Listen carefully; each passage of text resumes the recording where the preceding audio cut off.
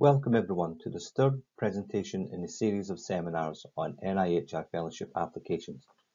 This short presentation will offer hints, tips and advice regarding the project element of the application.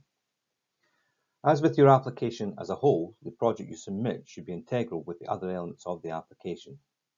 Those people planning to submit a pre-doctoral fellowship will rightly say that there is no call for a full worked out project in the pre-doctoral application. This is true. However, you may wish to take the opportunity to do some research activity. This is an opportunity to practice using methods as part of your pre-doctoral research training package. The presentation will provide some information on pre-doctoral applications in relation to projects. Nevertheless, pre-doctoral applicants might find some of the general advice on fellowship projects useful as you move forward to eventually submitting a full fellowship PhD application. So let's talk about the project. For advanced and doctoral applications, the project should be a substantive piece of research which demonstrates your professional development as a clinical academic researcher. It should encapsulate where your research interests lie. It should also demonstrate any previous research knowledge and skills you've gained. The application is an opportunity for you to demonstrate the research skills that you have to date, and therefore you should mention any previous research engagement in your clinical area. You should also show how you plan to develop other research skills during the fellowship, for example, further methods training or research management training, in order for you to complete the project. Although fellowships are viewed as training opportunities by NIHR and therefore different from other program grants and funding streams, the bottom line is that the focus of your project must be directed to applied health and social care research, so experimental bench research, for example, would be out of remit. Applicants should pay attention to highlighting the patient benefit from the research project. You may not get to the point where your project immediately benefits patients during the fellowship, but your project must suggest the long-term potential for patient benefit. This might come after an advanced fellowship, but it's important to spell out to the funding panel the potential benefits during the fellowship and into any future research projects. This indicates that you're thinking about the long-term development of your specialist clinical area and yourself as a research expert. These last points tap into personal specifications discussed in the previous presentation. Remember, as the NIHR is taxpayer funded, the research should offer value for money. You should avoid a project that indicates that it might be too expensive or extensive to complete as part of the fellowship. Likewise, the training package and other costs should reflect the fellowship level and directly the methods used in the planning of the research. Applicants often wonder how big their project has to be for the fellowship. Doctoral and advanced fellowships do differ in size and scope, but generally there's an expectation that a project will have a number of work streams. However, this really depends on the research questions. RDS can discuss this with you, but bear in mind that the doctoral fellowship is a training PhD, and so the scope and size of the project should reflect this. With the advanced fellowship, you're beginning to be considered as a professional clinical academic researcher, and therefore the project should demonstrate a growing expertise to manage more complex research projects. Whatever the scope and size of the project, you should demonstrate that you have thought hard about the kind of methodology that will answer your research questions.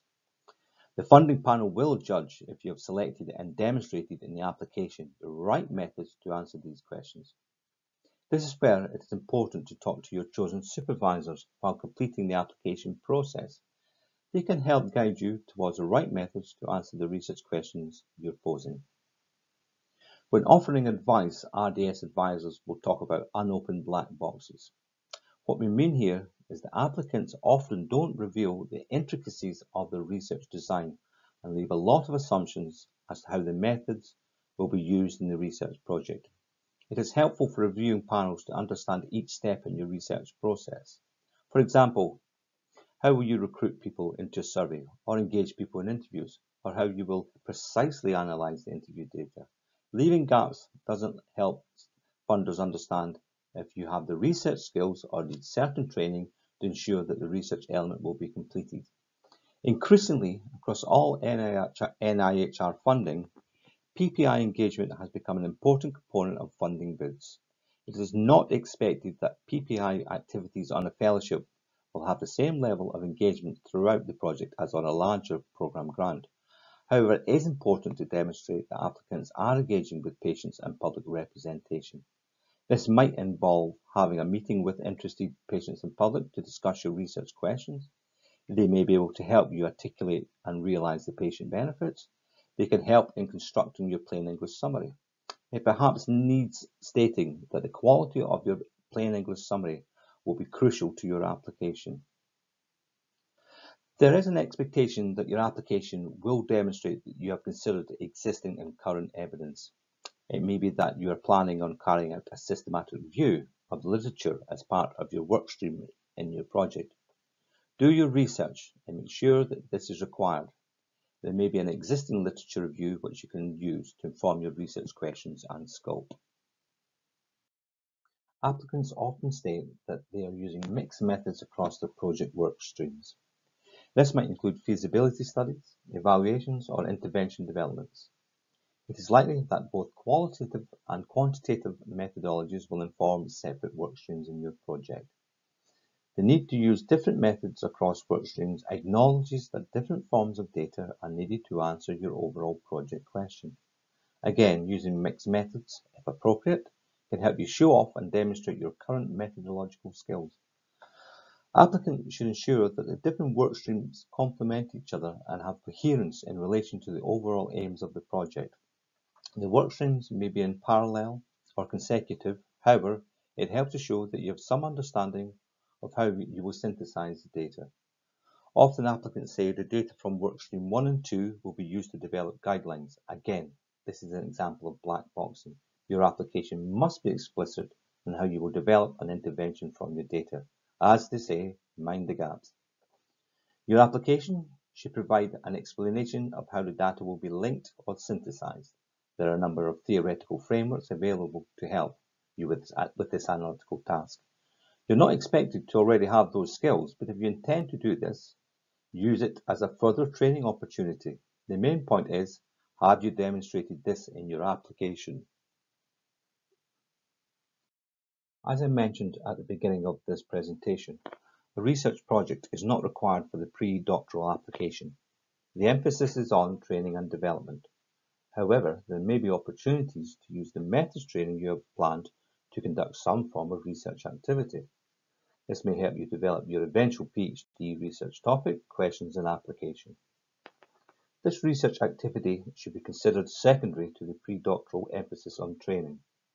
However, the examples mentioned in the slide, scoping reviews and secondary analysis, for example, are activities previous pre-doctoral applicants have conducted as members of existing research team, where the opportunities to take part in small projects were available.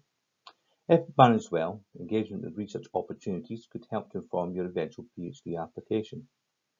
One final point to mention, however, there are no costs for research activity in the pre-doctoral fellowship, so any activities you do plan should be cost-free. Here are some key points to consider when developing the project component of your application. Is this project part of a coherent trajectory? Does the application explain why you have chosen this project? Is it related to your clinical background? Does it indicate your development as a future expert in this clinical area? And does the outcome of your project build a foundation for further development of the topic and you as a specialist in this area of research? Be cautious that your application shows that you ultimately have ownership of the application and the project, and it doesn't come across as another research team contract. The emphasis throughout the application should be, I will conduct this research, not we will research this topic. Panel members are very wary of this last point. Be mindful of the language use when describing your project.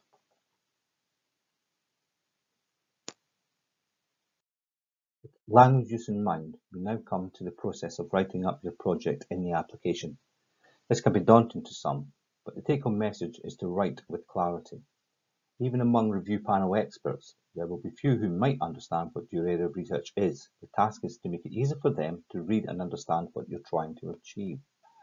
So as the first point suggests, try and write succinctly and avoid reviewers having to wade through paragraphs that are slow to get to the point.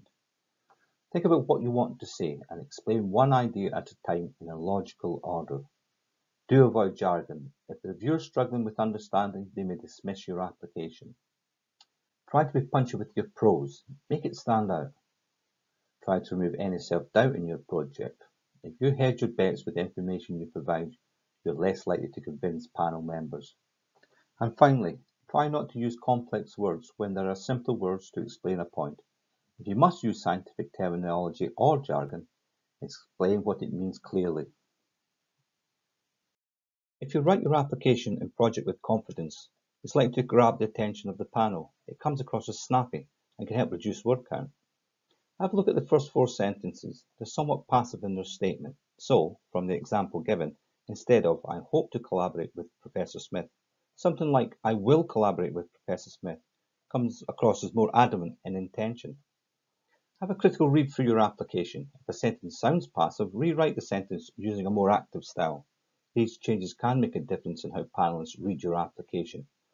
Confidence does come across in applications, so do try to present yourself and your ideas with confidence.